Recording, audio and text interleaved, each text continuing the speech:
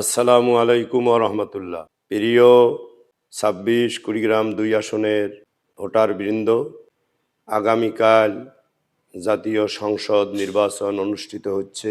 এবারের নির্বাচন অত্যন্ত শান্তিপূর্ণ ও অংশগ্রহণমূলক হবে বলে আমরা দৃঢ়ভাবে আশাবাদী।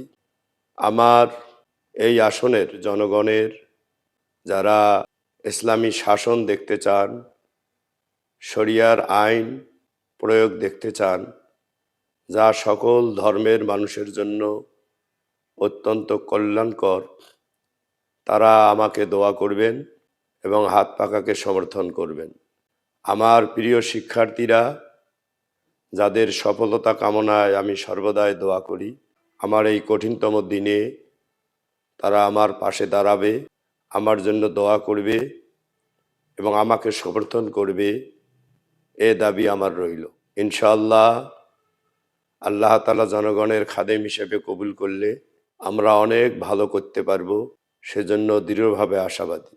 আল্লাহ তাআলা আমাদের সবার সর্বাঙ্গীন মঙ্গল করুন। আমিন।